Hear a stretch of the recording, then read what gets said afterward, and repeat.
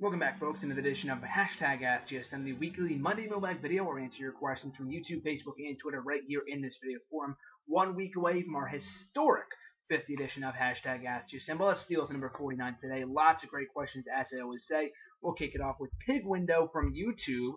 Their question was, what are your thoughts on Justin Roberts being released? I know I grew up with him, so it's very sad to see him go abruptly and without any recognition.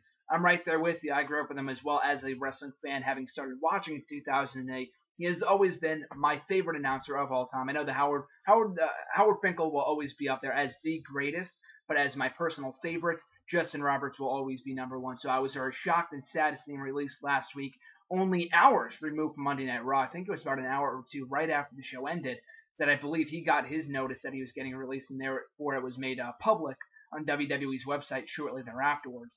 So that sucked to see happen. I'm not surprised. I mean, I was surprised, but with all the budget cuts and Mark Eaton being cut and all these other talent and GMs and backstage personnel, all this other stuff kind of going on right now, I'm not that shocked.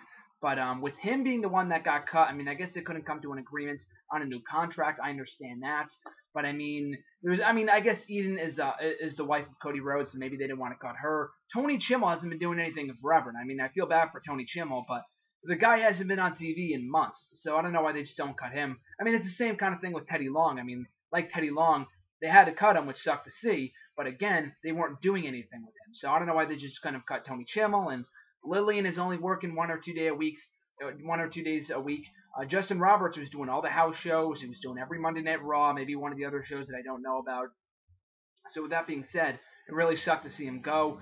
So it is unfortunate that he is now released from WWE, and I guess we'll have to wait and see tonight on Raw to see who will replace him. I don't think it's going to be Eden, as rumors have speculated. I think Eden, she just got started only a couple months ago, if that. So I think, if anything, they'll probably bring back Lillian to Raw, maybe have Tony Chimmel start doing SmackDown again. That'd make the most sense to me, because Eden, I think, although I very much do like Eden, and I do think she will make a good ring announcer over time. Same thing with JoJo. It's far too soon to put her on the flagship show that is Monday Night Raw. Next question from Justin G. He's got a few questions this week. His first question was, with the WWE banning a ton of finishers that involve heads hitting the mat, such as the pile driver and brainbusters, do you think the WWE will eventually change Kalisto's top rope sunset bomb, as it looks like a top rope pile driver? I don't know if that's his permanent finisher. I know he used that last week on NXT, but I don't know if that's his regular finisher or if it was just a one-time thing. It didn't look too dangerous to the point where, like, wow, that looks really, really dangerous. We should not have that. We should ban that. Like, there's some finishers that are pretty awesome, like the pile driver, of course, or Kevin Steen's, I forgot what the name of his finisher was, or the pack and pile driver, or whatever he used to do in Ring of Honor. He's definitely not going to have that in WWE.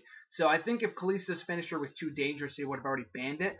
So he probably wouldn't have got that cleared if they thought it was too dangerous. So no, I don't think they'll ban it. And like I said before, I don't think it's a regular finisher, so I don't think he has anything to worry about anyway. I think it might have been just a one-time thing, but I guess we'll have to wait and see. I haven't seen him in action enough to really get a grasp on if he uses that as a regular move. But I don't think he does. Usually I do think he uses the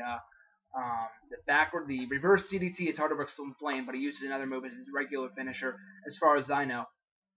Justin's second question was, Tyson Kidd has been flip-flopping between NXT and the WWE for a while now. I assume he means the main roster. Do you think that this will soon be a continuous thing for a while, or do you think he'll be a mainstay in the WWE soon? Interesting that you point that out. I mean, I know NXT is taped weeks and sometimes months in advance, not as far back as TNA sometimes, but they tape, like, the current NXT TV tapings that you're watching right now, I think were taped earlier this month, or at the end of September, after the TakeOver special, and then Tyson Kidd is appearing on the main roster right now. He's also doing Total Divas, and that's something completely different. That's not a show that he works. It's just kind of a behind-the-scenes kind of thing, if anyone watches that. But I do think he'll continue to flip-flop, because NXT has rejuvenated his career over the last couple of months, so I think it'd be stupid to take him away from NXT, especially with there not being many top heels, with Bo Dallas being gone, and Tyler Breeze is kind of in a state of array right now in NXT. I'm not sure if he's going babyface or what the deal is with Tyler Breeze. But Tyson Kidd is one of the weekly highlights in NXT TV. And to take him off NXT TV permanently, to put him only on the WWE main roster, would be asinine in my opinion. I mean, I'm very much happy to see Tyson Kidd getting airtime on Raw and main event each week. But I don't think that's the only TV time he should be getting. I think he should continue to flourish in his character role and the heel role that he's currently portraying on NXT. So I think I could see him doing both for the foreseeable future. His next question was, I can think of a couple NXT competitors that would do great with the current main roster talent on the WWE roster that could reshape the tag team division. What do you think of LaForte and Damian Sandow, Tyler Breeze and Dolph Ziggler, Baron Corbin and Bray Wyatt? Do you think that these three teams could possibly form and help get the tag team division off its ass? So you asked me about Baron Corbin and Bray Wyatt a couple of days ago, about a week or so ago, if that tag team would work. Maybe it could. I personally don't think so. I think if they're going to break up the Wyatt family, they should either replace him with the Ascension or just have Bray Wyatt go off on his own. My personal opinion anyway. Baron Corbin's gimmick is kind of like, to me, and I told Justin this on Twitter, that he's kind of like a lone wolf. Not a Goldberg-like character, but he's like a biker chill dude that maybe you can give a mouthpiece. That's okay. Maybe Bray Wyatt. I don't want to see him as a tag team. If they're gonna do that at all, I want to see Bray Wyatt as the mouthpiece for Baron Corbin. But Bray Wyatt is too much talent for his talent to be wasted in that kind of role. So maybe later down the line, but definitely not right now. Baron Corbin is the guy that should be going off on his own without anyone, as a tag team partner. I don't think at this point in time anyway, he should be going off on his own, embark on his own path. So I would say no to that tag team.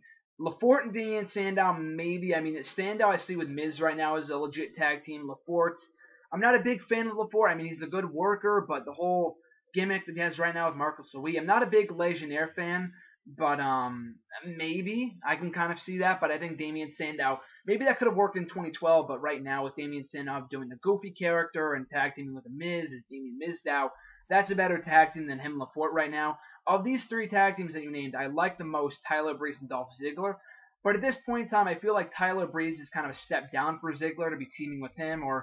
And I mean, Tyler Breeze is talented and all, but I don't know. I think Tyler Breeze should embark on his own path, much like Baron Corbin when he gets to the main roster, sooner rather than later. But that being said, though, if anything, if Tyler Breeze is going to come up with the main roster and tag team with anyone, it should be Fandango. That's a tag team that a lot of people have pitched many times in the past. So I could see that kind of working. I mean, I know Fandango isn't even on TV now. It might feel like Tyler Breeze is capable of more than just a tag team with Fandango, a failed gimmick. But maybe I would love to see them bring back Fandango without the Fandango name and, just have him be Johnny Curtis or, help him get over the fact that he's a great wrestler without this stupid gimmick. It's very, very limited in my opinion. But if anything, I could see him with Fandango, not really Dolph Ziggler. I see the comparison there. I see the partnership, the alliance, and why those two would work. But at this point in time, I feel like Dolph Ziggler is above a tag team with an NXT rookie at this point in time anyway. And his fourth and final question was, do you think the WWE is waiting for Kevin Steen to come to NXT to take the NXT Championship from Adrian Neville so Adrian Neville can make his way up to the WWE main roster? No, I do not, actually. I think they're waiting to bring up Kevin Steen, much like they are with Hideo Itami, Kenta. They already brought up the first NXT TakeOver special in September. They are in the works of bringing up Prince Devitt at this point in time. Finn Balor, I think what his name is. So he should be coming up within the next few weeks or months, I believe. And then Kevin Steen, who was on the promotional poster, I think, for the next TakeOver special. I could be wrong. I think that might have been fan-made. So that's more of a rumor than it is a confirmation that he'll be on that special. But I'm getting the feeling that he will be on the next TakeOver special. If not that, then early January of 2015 at the latest. Because I think he's already ready to be on that show. They just don't really want to throw all three of their new guys on the show at the same time. So it's very smart of them to space that out. But no, I do think that Adrian Neville should drop that championship to Sami Zayn. And I know people are going to say that Sami Zayn is already main roster bound. But it's essential to the story that they're trying to tell with Sami Zayn right now that he win that title before he go to the WWE main roster. My opinion anyway. I do think Kevin Steen will be NXT champion in time, but how awesome would it be if Adrian Neville dropped that title to Sami Zayn at the next special or early 2015 or something like that, only for Sami Zayn to feud with Kevin Steen over that championship in either late 2014, probably not later this year. I think by the time that Sami Zayn wins that gold at the next TakeOver special, only assuming here, only assumptions, nothing confirmed, but that'd be a great first feud for Sami Zayn as NXT champion, or maybe something that you build towards if Kevin Steen were to come in as a babyface heel, whatever, in 2015. So I think that could be amazing. Next question from Andre G. Who do you see Seth Rollins facing at WrestleMania? It's far too soon to say right now. I mean, if you told me many months ago the card for WrestleMania 30, I probably would have never believed you. I mean, I know they try to make their cards a few months out, but usually it's set in stone by December, around Christmas time. I know they try to finalize it around Survivor Series, but sometimes that is way too early. I know they try, like right now they have the WrestleMania plans set in stone, but things change all the time, especially with everything being up in the air with Roman Reigns and Daniel Bryan and Batista, Kurt Angle, Undertaker, Sting, everybody. So they really don't know what they're going to do for WrestleMania. In my opinion, maybe they do, but I just don't think at this point in time they have any clear idea. But potential opponent for Seth Rollins at WrestleMania, Daniel Bryan versus Rollins for the championship or not for the championship. I don't know how you could do that match without the title on the line, but that could be a great feud to do. Maybe you give the title back to Daniel Bryan whenever he's going to be back, 6 to 12 months, Royal Rumble time. It's, again, really all up in the air. But that'd be a great feud to do over that World Championship, or maybe even if not, at some point in 2015. Another easy opponent for Seth Rollins, which they already teased last week on Raw, Randy Orton. That would be a great feud to do for WrestleMania. Someone suggested to me that they do it at the Royal Rumble pay-per-view. Maybe, but I get the feeling that if anyone's going to go babyface, Seth Rollins will be babyface at some point. It shouldn't be anytime soon because I think he's flourishing in his current role as a heel. But I do think at some point in time a feud with Randy Orton could be great. These two, I don't think have ever clashed in singles competition. I know when we had the whole Evolution and Shield feud earlier this year, I don't recall ever seeing Seth Rollins and Randy Orton ever going one-on-one. So maybe I'm wrong there, but it could be a great match if they ever do collide, and it should be at WrestleMania. That is a WrestleMania caliber match. Other potential opponents, Roman Reigns, they can rekindle that feud when he comes back, but I'd rather see Roman Reigns in something bigger than a feud with Seth Rollins. Rollins and Ambrose, another match I could see at WrestleMania. That's a feud that I've said, time and time again. It's a Shawn Michaels, Triple H of this generation, a feud that can never really end. You can do it multiple times. You can go back to that well countless times over the next couple of years. And unlike John Cena and Randy Orton, these two actually have great chemistry in the ring. But if I had to put my money on one opponent for Seth Rollins right now at WrestleMania, it would have to be Randy Orton at WrestleMania 31. So a second question was, when do you think Dean Ambrose versus Roman Reigns should happen? So let's say Roman Reigns doesn't come back until the Royal Rumble or right before WrestleMania time, and he's on the card for WrestleMania 31. They shouldn't do it at any point at WrestleMania or before then, especially if they're going to be two of the leading babyfaces in the company for the foreseeable future. So I don't see Dean Ambrose going heel at any point before WrestleMania. If anything, they're going to keep him babyface, and they should. He's over as all hell right now. So maybe at some point, maybe late 2015, if they were to turn Dean Ambrose heel and whatever else, because I know that's a feud they could do between two former Shield members, and it's bound to happen at some point. They teased it a lot last year and earlier this year before they scrapped it, which I'm glad they did because they had a lot more to get out of the Shield before they split them up, and I was very happy that we ended up getting that Shield Evolution feud at Extreme Rules and Payback, respectively. But anyway, going back to the topic at hand here, I do think we will see Dean Ambrose versus Roman Reigns at some point. That goes without saying. Probably, if I had to take a guess, at the very earliest, mid-2015, if not late 2015. You could even do it past that, but I'm just thinking there's a lot more mileage in Dean Ambrose as a babyface. That goes without saying, but I'm just trying to point that out. So I do think they can do that heel versus face feud of Dean Ambrose as the heel at some point in mid or late 2015, if not beyond that. Next question comes from Hollowitz H. This question was, who are the best wrestlers in the following categories from the Attitude Era, Ruthless Aggression Era, and PG Reality Eras? So this was a lot of thinking and whatever else, and I'm not going to go through each choice. He had a lot of different categories and obviously 3 different eras. So it took me a lot to go through each category. I don't want to go in depth because it's going to take up the entire show today, but I'll just run through them real quick. Best in-ring technician. Attitude Era, I put Shawn Michaels. Bret Hart was already kind of gone by that point in time. I'm trying to think anyone else. Maybe Kurt Angle, but I just put Shawn Michaels. So probably Angle. That one can go either way. Ruthless Aggression Era, I put Chris Benoit. PG Reality Era, I put Daniel Bryan. I guess you could put CM Punk in there too, but I think best in-ring technician, I would have to go with Daniel Bryan. Best draw of the Attitude Era, Stone Cold Steve Austin, easily. Of the Ruthless Aggression Era, the thing about the Ruthless Aggression Era was that there was never really one draw. There was a whole bunch of different guys. I mean, Raw was Triple H, and SmackDown was Angle and Lesnar, mostly Lesnar. So if I had to say, I mean, Triple H was on the flagship show, but so maybe Triple H, but you can also make the argument for Brock Lesnar. He was kind of the face of that era. He kind of kicked it off in his rise to the top in 2002. He was on the face of all the SmackDown games at that point in time. He was the face of Thursday nights at that point in time. So you can make a case for either guy, but I put both. I wasn't really sure. I didn't grow up in that time, so it's really hard to say. But PG Reality Era, easily John Cena, biggest draw of the last 6-7 years, easily. Best Entertainer, Attitude Era, I put The Rock. Ruthless Aggression Era, I put Kurt Angle. I mean, Kurt Angle did a lot of entertaining stuff in the Attitude Era too, but he was very, very funny. Easily one of the most genuinely hilarious guys in WWE history, in my opinion anyway.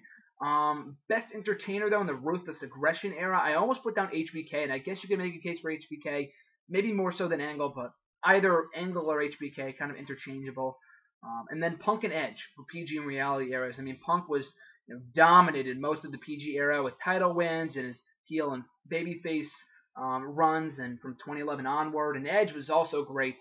I mean, most of his great stuff was from I don't know if you can call it the Ruthless Aggression period, but from 06 to 07 was kind of his years, and I don't really count that as PG or reality era. But he definitely made an impact in the time that he was on TV. So I would say Edge, but more so Punk, because he dominated more so of the PG reality era than Edge did. Best tag team. For the Attitude Era, you could say the Hardys, the Dudleys, New Age Outlaws, even Edge and Christian. There's so many ones, so I didn't really want to pick just one. Ruthless Aggression Era with so many tag teams, being gone. Maybe World's Greatest Tag Team with Shelton Benjamin and Charlie Haas. They were an awesome tag team. You can make a case for the Dudleys, although they broke up at one point. They got back together, so maybe you could say the Dudleys, or even Evolution, Batista and Ric Flair, or any incarnation of Evolution from 02 to 05, I thought were great in the tag team division. And in the PG reality era, I mean, there hasn't really been one tag team that stands out as being one of the greatest. The only one that really comes to mind is the Usos. They've been together for 4 years at this point. There's really no point in breaking them up. I've gotten that question asked to me before. There's no money in the Usos as singles competitors, and I think they are so great together as a tag team. They're one of the biggest draws in the company right now. Think about that for a second. I mean, they're selling merch left and right. You look in the crowds at all these Raw and SmackDown shows, you see a lot of Uso merch, so it's crazy to even think about 4 or 5 years ago that would have been the case. But even still, I would say the Usos, if not, the Dirt Sheet duo, John Morrison, The Miz, respectively, they were great. But in the PG reality era, which I kind of classify as July 2008 onward, they weren't really together for all that much after that point in time. So the Usos been together for 4 years, one great tag team title run, a lot of awesome matches. So I would go with the Usos. Best Intercontinental Champion, Attitude Era, I put Chris Jericho. Ruthless Aggression Era, you can kind of see the same thing, but I put more so RVD. He held that title more times than Jericho. Had a lot of great matches in the mid-card from 02 to 05. And in the PG Reality Era, maybe Cody Rhodes. He had a great reign as Intercontinental Champion from 2011 to 2012. And he had the longest reign in recent memory in the last 10, 15 years or something like that. So you can say Cody Rhodes. If not Cody Rhodes, I would say Kofi Kingston. He's held that title 4 times since the dawn of the PG era. None of those reigns were as good as Rhodes' one reign, but he is the face, I guess, of the mid card. So maybe Kofi Kingston. You can make a case for either guy. Best WWE or World Heavyweight Champ. I put Stone Cold Steve Austin easily for the Attitude Era. I guess you can also make a case for The Rock, but I just put Stone Cold. Ruthless Aggression Era, I put Brock Lesnar. And for the PG Reality Era, John Cena. I mean, I guess you can also make a case for CM Punk for that one really awesome reign as champion from 2011 to 2013. But for the most part, I would have to say John Cena's held that title God knows how many times in the last 6 or 7 years. So, I mean, maybe of all time, he's not the greatest. Not by far, he's definitely not the greatest WWE champion of all time. But of the PG Reality Era, no one really comes close. I would have to put John Cena. Or Edge, actually. Edge was also a great world champ. Again, reigns weren't really that long, but he was also very entertaining, so either Cena or Edge. Era-defining superstar. The Attitude Era, Stone Cold Steve Austin. When you think the Attitude Era, I know some people think of Austin and The Rock, but easily Stone Cold Steve Austin. He was the face of that era, in my opinion, anyway. We've had discussions about this in the past, but I would say Stone Cold Steve Austin.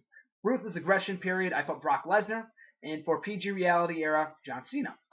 Underrated worker of these respective eras. Attitude Era, I really didn't know what to put. I put Ken Shamrock. I mean, I don't think he got a fair shake when he was during his time in WWE. So I would say Ken Shamrock, but there could have been countless others. So you can correct me on that. I didn't grow up in that period in time. I'm just kind of guessing from what I've seen or from what I know. So I'll go with Shamrock there, but that is not all that accurate. Ruthless Aggression Era, I put Shelton Benjamin. That guy was having kick-ass matches all the time upon his arrival on Raw in 04-05. Great Intercontinental Champion, having kick-ass matches with Chris Jericho, Shawn Michaels, Triple H, and he never really got above a certain level. I know you can blame his mic skills with the whole Mama Benjamin thing was a disaster from the start, and he never really had great mic skills. He may not have been world champion caliber, but they could have done so many more things with him than just putting him with his fake mom and all that other bullshit they had him do. And then the most underrated worker of the PG reality era. Underrated worker, maybe not underrated superstar. I would say Kofi Kingston maybe, but underrated worker, I put Cesaro because I think he deserves a lot more. But now people are finally coming around to noticing how great he is. So maybe not more so Cesaro, but I would have to say Drew McIntyre. Someone else asked me this in a little bit about my most underrated superstar, underutilized superstar in the last 5-6 years. Definitely Drew McIntyre. The guy had a good start to his career, but after the whole Chosen thing died a death in 2010, they never did anything with him for the next 4 fucking years before they released him this past June. So I think he was a great worker. He was capable of so much more, and the fact that he was released is very disappointing. But yeah, I'd have to say him as the most underrated worker of the PG reality era.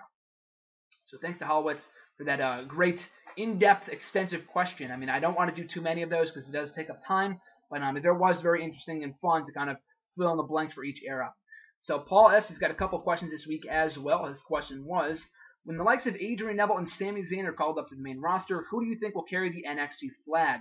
Like I said before, I think if they keep Kevin Steen, whatever his name is going to be, Hideo Itami, Kenta, and Prince Devitt, Finn Balor, I think if those guys are going to be down there when Adrian Neville and Sami Zayn go up to the main roster, which could possibly be by Royal Rumble time or even right after WrestleMania, they might bring up Kevin Steen, all those other guys right afterwards, but I mean, and they might be ready. I wouldn't be sad to see them. I mean, I wouldn't hate it if they were to go up to the main roster right after WrestleMania. But I do think Neville and Zayn have waited long enough. They should go up after WrestleMania or early 2015. So let Steen, Itami, and Balor, kick ass, all kinds of ass down in NXT for the foreseeable future. But even Baron Corbin, I think, would be a big player if they kind of, handle his push the right way. His next question was, from today's current Diva lineup, who do you think is the hottest? I mean, this is so subjective, so I know I'm going to get a lot of people saying a lot of different answers. AJ Lee is definitely up there, but of the two, I would have to go with Paige. My personal opinion, again, personal preference, but I'd have to go with Paige. I know people are going to say the Bella Twins, but I mean, the fact they're so obnoxious kind of turns me off a little bit. But I mean, Nikki Bella is the hotter of the two, so I would put Nikki Bella up on that list. Who else could you put on there? Like I said before, AJ Lee, Rosa. I mean, she's a terrible wrestler, but she is attractive. Eva. I mean, that's pretty much it. So I would have to go with Paige. Again, all subjective though, but that's just my personal preference. His next question was, Kurt Angle, the Dudley Boys, Jeff Hardy, Matt Hardy, and Mr. Kennedy. Who do you think has the better chance of returning back to the WWE? Good question. We'll dissect this right now. Kurt Angle. I know there's been a lot of rumors lately about a return to WWE for Kurt Angle, but I think it's more likely at this point that we see him back in WWE for the Hall of Fame and not more so in an in-ring role. So I don't think a chance of him returning to WWE as an active competitor.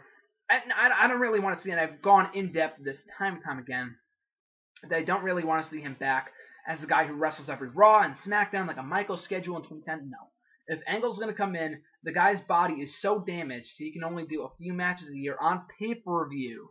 Have him work a Lesnar schedule or a Rock schedule. I know he's not the caliber of those kind of guys, but that's the best thing for him, in my opinion anyway. But at this point in time, I don't see it extremely likely that he will be back, so I won't say Angle. The Dudley Boys, people say they're going to bring in Bubba Ray or Bully fucking Ray, whatever his name is, as a single star. I do not see any chance of that happening whatsoever.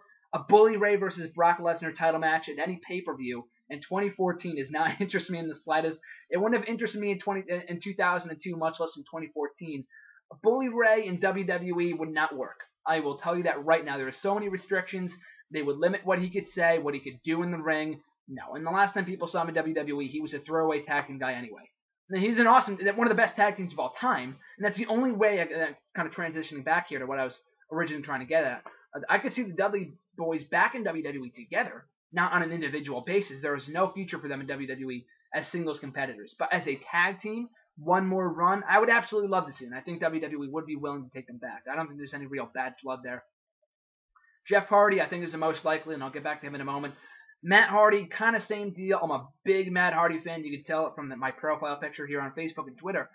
But Facebook, Twitter, YouTube, whatever. Then I'm a big Matt Hardy fan, but again, I do not see him coming back on his own. Maybe for like a one-off Rumble appearance, but as like on a singles run again, I don't see that happening. I think he's old enough to the point where I don't think they really want him as a singles guy. Again, like with the Dudleys, if they want to bring back in the Hardys together, that could work. But Matt on his own, I don't see being all that likely. Mr. Kennedy, again, same thing. he's old enough to the point where they really have no use for him. They botched his push, and he botched his own push a couple of times from '07 to '08. So many missed opportunities, even '09 before he got released.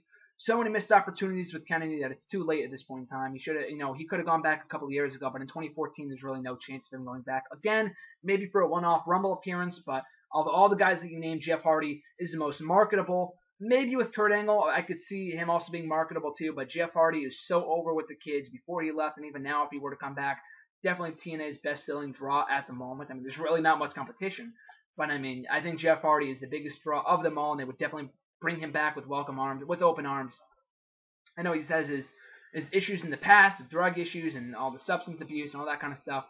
That stuff seems to be behind him, and I'm sure they would take him back. They would take him back on a part-time schedule, given the fact that he is marketable and still would be over with the WWE audience in 2014.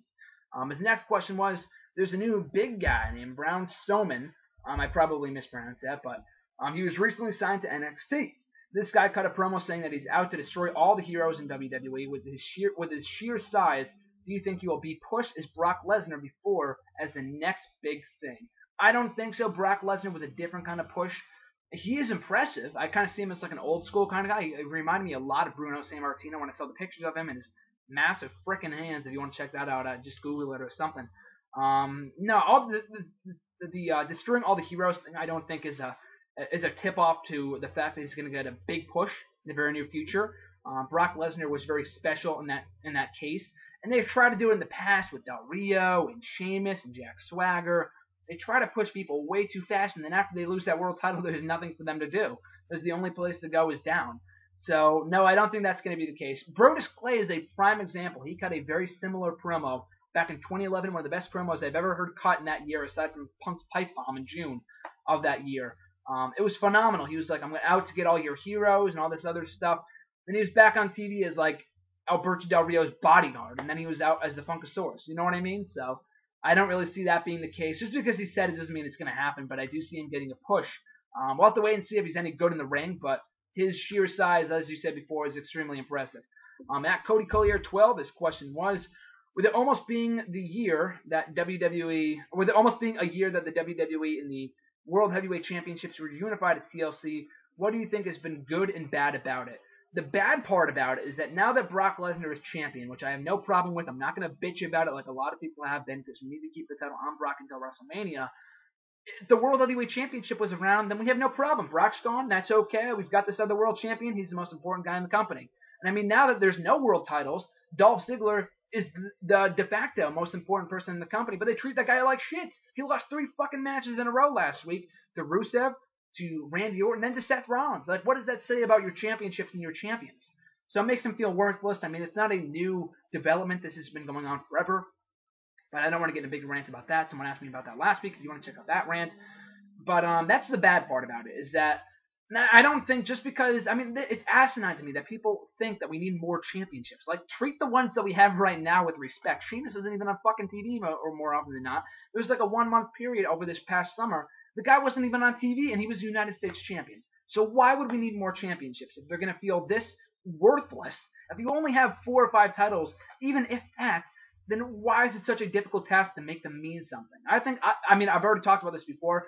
I was totally against this a couple of years ago, but if you're going to unify, excuse me, if you're going to unify the tag team titles, the Divas titles, the world titles, you might as well do the same thing for the mid-card titles. At this point, there's really no point. Neither title has any meaning whatsoever, so they really shouldn't bother with it any longer, and then you might as well just merge the 2 titles. Excuse me.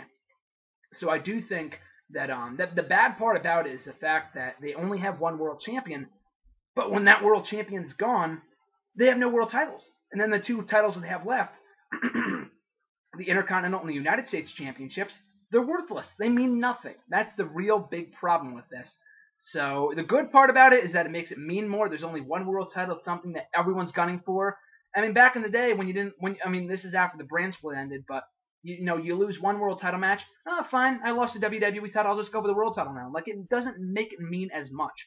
With at least 1 world title, it will mean more. And it does mean more. Like when it was defending the main event of WrestleMania this year, it made it mean that much more. So I'm fine with that aspect of it. But It sucks around these points of time of the year when the champion isn't even on TV, and I don't blame Brock Lesnar. It's WWE. They thought of this before. They should have paid him more to have him work the pay-per-views and whatever, so I'm okay with that. But they need to find another backup plan because they need to at least treat the titles they already currently have with respect because no one cares about these titles either way. So that's the good and the bad about having a world champion. Also, another bad part about it is that now you know. I mean, the world title, say what you will about it, it lost a lot of meaning by the end of its run. But now a lot of people like Wade Barrett, even Dolph Ziggler, Cody Rhodes, they may never hold world championships ever again. Wade Barrett might never get his first world title run. I mean, how much does it really mean when that title means nothing? I mean, it kind of all goes back to that. But it would have been cool to see him as world champion. I'm not saying it's not possible, but I'm just saying it's a lot less likely. With John Cena and Randy Orton and Roman Reigns and Dean Ambrose, Seth Rollins, all these different people, Brock Lesnar, surrounding, just crowding the world title run, the scene of the world championship, then it really doesn't help the chances of all these other young guys. So we're kind of running out of time here, so I'll just kind of buzz through these next few questions. I apologize. At WWE Tattoo Guy, what should I get tattooed on my body next? It has to be WWE related. I guess he gets tattoos on his body. I don't know, whatever you want to do, dude. Whoever your favorite wrestler is, just get something cool. Tattoos are permanent, so make sure not to get something you'll regret. I mean, that goes without saying. But just get something that's, related to your favorite wrestler or whatever else, something you think is cool, because it's never going to go away unless you want to get it removed, but that's a pain in the ass. So definitely get something that interests you. I'm not going to say, get a Randy Orton tattoo or something like that. It's all a matter of what you're interested in. Don't get something just to get it. Maybe you're that kind of person, that's okay. Just get something that's cool and that you're going to like that has meaning behind it, in my opinion, anyway. And he also told me to, if you want to give him any suggestions for things that he get tattooed on his body, just tweet him at WWE Tattoo Guy. At Zach Donovan, his question was, Donegan, I'm sorry, not Donovan, it's the name of one of my teachers. Name 5 WWE superstars, past or present, you wouldn't mind seeing on Girl Meets World. Great question. Freaking loved Boy Meets World, one of my favorite shows as a kid. Still to this day, I love that show. Zach and I have talked about this before, but, with Vader being on there and Big Show, I believe, at one point, or Mick Foley, I'm sorry, Mankind. Now it's different. Girl Meets World, I saw the premiere. It's not a terrible show, but it's definitely not what the old show used to be. I knew that going in, so I'm not going to shit all over it. And I was glad that Feeney made an appearance in the premiere episode, too. I haven't seen any episodes since, so I can't vouch for it. I can't bash on it. But I saw the premiere episode, and it was okay for what it was. It was pretty much what I expected it to be with the current state of Disney Channel. It's complete shit compared to what it used to be in the late 90s or even mid-2000s, for that matter. I digress. So, Mick Foley, have him go back to that show, man. If Topanga's going to be on that show as the mom, Mick Foley is very close friends with Topanga in real life. I forgot, Daniel Fisher, I think is what her name is. Have him make another appearance on that show. Maybe it's Mick Foley this time and not as Mankind. John Cena fits the bill of, PG Disney. I mean, the same way that Disney's kind of toned down its edgy programming to what it is now with all this shit stuff is kind of transcended the same way that WWE has, funnily enough. So John Cena would fit perfectly on that show. The Rock, I know he made a few appearances on Disney Channel, Nickelodeon a couple years ago. And that was when he was in the kiddie phase, but still, though, The Rock would be fine. Xavier Woods, I know, is a big 90 Kids fan. I know Alex Riley, maybe it was Alex Riley that was a fan of it, I can't remember. But I know in an episode of Superstars like a year ago, they were talking about how much they loved Topanga and Boy Meets World. It'd be great to see Xavier Woods on that show. He's not even on TV on WWE, but so people won't even matter. People won't even care if he's on the show. People won't know who he is. I mean, then again, though, Chris Masters was, a jobber at the time that this happened, was on, like, one of the episodes of Big Time Rush. Don't ask me how I know that, but it's a Nickelodeon show from way back when. I just remember flipping through the channels and seeing him on that show. And he was like a job guy at the time, so it really didn't do anything for him. And he was gone shortly thereafterwards. But anyway, though, Xavier Woods, maybe even Bailey from NXT. I know right now she's, in developmental, but she is like the personification of what Disney Channel was and currently is. I just look at her and I see it just screams Disney. So Bailey would be a great choice.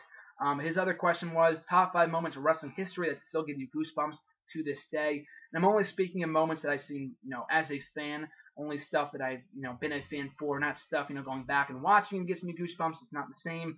And this is all pretty much all returns. But CM Punk winning the WWE title at Money in the Bank 2011, my favorite match of all time. That goes without saying, no argument there. And also returning 8 days later on Raw, the Cult Personality, still gives me goosebumps to this day. Jericho returning this past year in June, being there live, my biggest markout moment ever, hands down. Watching back that footage that I took on my phone here on the channel, if you want to check it out. Watching that back still gives me goosebumps. The Rock returning in 2011. I watched his most recent return every couple times, and that still gives me goosebumps. That was so awesome. But the one that he returned in 2011, I think, was his best return to date, and that was just phenomenal, even though we kind of already knew about that at that point. But that still gives me goosebumps at the reaction alone. Same thing with the Brock Lesnar coming back the day after WrestleMania in 2012. Christian winning the World Heavyweight Championship for the first time at Extreme Rules. What else? And Teddy Long. I mean, I know that's one of these things ain't like the other kind of thing, but him coming back at the SmackDown 15 show a couple weeks ago, I thought was amazing, and I watched that at least 12 times after that happened because it was so awesome. I love JBL's reaction, whole dance. It was great. Final question comes from RJ, my co-host from WrestleRant Radio. His question was, who do you think in the past 5 years has been the most underutilized WWE talent? Like I said before, Drew McIntyre. I think he had so much more to offer than what the whole 3MB bullshit. I was really hoping he would break away from that group. Never did. Was ultimately released. That really disappointed me. He was capable of so much more in that company. And other guys, Tyson Kidd, I would say, but he's finally getting his due, so I don't know if you can really say him. And Alex Riley, someone I know RJ is going to agree with me on. He had so much potential in 2011. They really dropped the ball on him. He's still over to this day. The guy makes, from what I read reports and stuff, I mean, he makes his entrance, and people pop for that entrance. It's so awesome. Say It to My Face by Downstate is a great theme. But anyway, so I would have to go Drew McIntyre for the answer for your question. So that's going to do it for this week's edition of #AskJSM. Thank you for sending in all your questions. I really do appreciate it. If you want to send in a question, you can tweet me on Twitter at WrestleRant with #AskJSM. Find me on Facebook at GrahamGSM Matthews. I'll leave a comment on the wall or in the comment section of the post that I usually put up on Sunday nights when I round up the questions. You can leave a comment on this video. I'll be sure to include it in next week's video, which will be our grand 50th episode. So a lot of great stuff. Hopefully we can get as many questions as possible in that big 50 episode celebration. So as always, guys, thank you so much for watching. I'll be back next week with the big 50 edition of #AskGSM. I'm Graham G. Matthews, and I'll catch you guys then.